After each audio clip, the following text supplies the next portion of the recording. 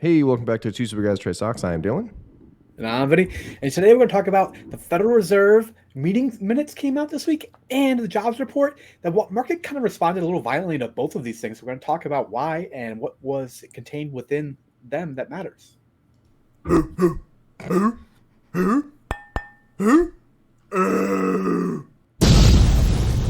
Two Super Guys Trade Stocks. It was pretty funny. Like the beginning of the week was just kind of pretty flat, chop, nothing too crazy. And then boom, we got a private payroll one from the ADP, and the market just like took a complete and utter crap on that note, huh? Yeah, it was also very quick. I was day trading that day. It just happened immediately. But then did you see what happened on Friday a little bit? This kind of Yes. reversal. Yeah. So What was the news? Why did that happen? so the federal jobs report came out on Friday, and it was not nearly as like outlandish as the ADP ones, the private payroll ones that had come out. So the market kind of was like, oh, okay, maybe not so unreasonable, but then it just took a crap anyways. I feel like none of these stats mattered 3 years ago, at all. I don't think anyone cared, but now everyone's expecting a crash.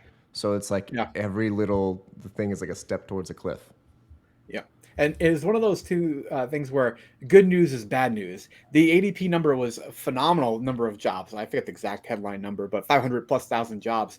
And they were like, oh, crap. The Federal Reserve is going to have like carte blanche to keep like jacking up the rates. We're going to have 15% mortgages again, man. It's going to be like Armageddon out there, dude. This is pretty much what they were thinking. All right. That's why the I market was selling off. I mean, we're definitely Violently. going to get two more, right? Probably July and September. I think that's Decent. done. That's it. Decent chance, right? And like at the same time, you saw basically the market selling off. Bonds are also selling off, so we saw the yields rip higher. Pretty impressive here as well, right? Crack through that 4% range with I a pretty know it's ease making again. TLT is getting sexy here because I'm trying to Yeah. hold off selling puts until 97. All right, that's fair enough. I mean, I completely get that right now. You're seeing headlines as a result of this, like this right here, man. This is kind of like a little scary, ominous fact here. The borrowing cost hit a 16-year high. It's the most expensive time to borrow money in the last 16 years, since like 2007, because the 2-year real yield cracked 5%. Just in, Yikes! money's expensive. There's gonna be, I mean, a certain point where just bonds are. I mean, they're already more attractive than stocks, depending on the stocks that you're in. So it just keeps on getting tilted.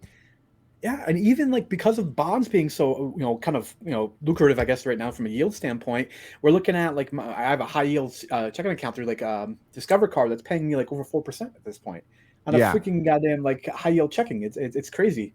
guys, if your money's in Wells Fargo, Chase, or I don't know, in any of those banks that are like, we'll give you 0.3%, immediately get out. Yeah.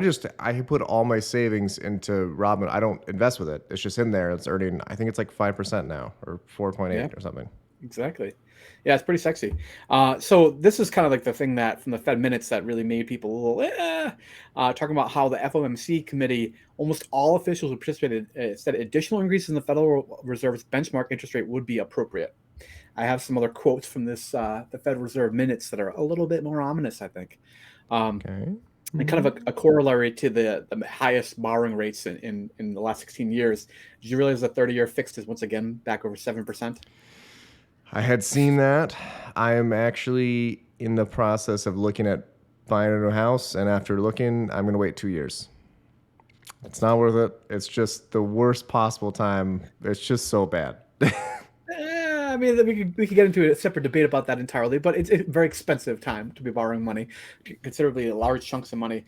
And so this is one thing that came out of the jobs report. This is from the federal report that was released on Friday, that is continuing to kind of be a little bit persistent here as far as inflation costs and wage increases.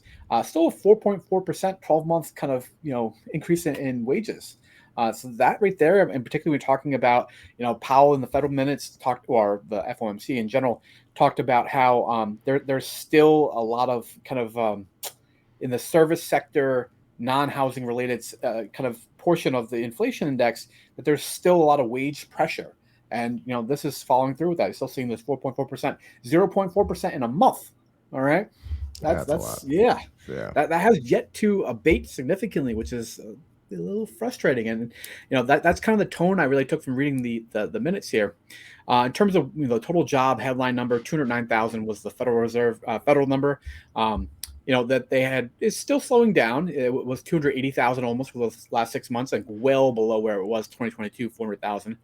This is a little interesting to me that the employment in the government sector, 60,000 in the last month. Yeah, yeah. That's an That's why I was like, inappropriate amount in 1 month. yeah, it's a lot of hiring. That's why I put the Big Brother thing up here. You think they're working on some more of these dark history kind of podcast stuff? Check out our other channel down in the link below if you're curious about some of this weird stuff that goes on in this country. But yeah, there's a lot of people out there getting jobs in federal government, man. So the total non-farm payroll employment was 209,000, but ADP had projected 500. It was over 500,000 according to ADP. That's why the market reacted so violently on what was that, Thursday or Wednesday? That is a massive disparity. Yeah, exactly. And they did say that economists have underestimated the number of jobs added for the last 14 months in a row, which is a hell of a streak. Keep it going, guys. It's just like I don't know what. Okay, so when you say economist, could we be economists? Who says if I just say I'm economist, am I now an economist? Because I think that's kind of how it is for analysts. PhD first. You need a PhD in economics, probably before they'll actually count your opinion. I mean, we can certainly tell our opinion. That's what we do here on this channel. Right. I am now fully in on analysts have absolutely no idea what they're doing because you could pick any stock, any of them, Meta. There's gonna be one guy saying it's worth 50, one guy saying it's worth 500, and it's just wild. Yeah, and they're both right. Yeah. But this is definitely the tone. So in total, inflation was mentioned 94 times in the Federal Reserve minutes. Basically they're saying, yeah, things are moderating, but core inflation has really not come down yet.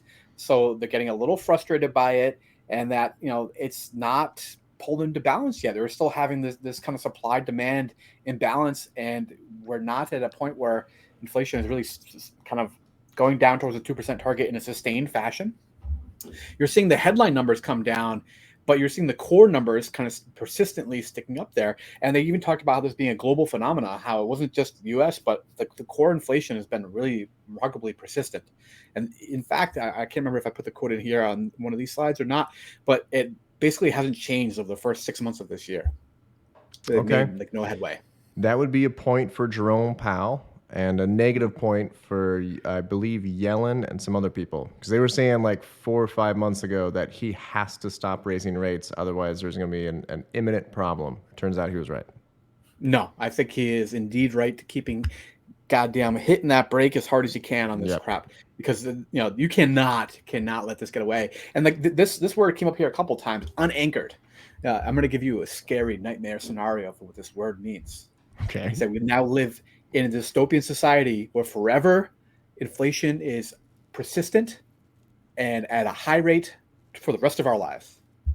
So, like Germany after World War II or whatever? Yes. Okay, yeah, wheelbarrows full of dollars trying to buy a loaf of bread. Yeah, that's what unanchored really hints at. I know it's super ridiculous, but that's what they're saying is this is a very real threat, and we need to continue to work hard at keeping this from happening because it's still anchored right now, but it wouldn't take a lot for it to become unanchored, and then you can't put that cat back in the bag too well.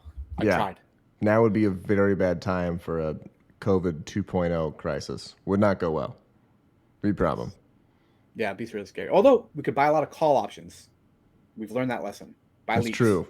Yeah. If anything's bad happening, shoots that. All right, guys. Get to the next one.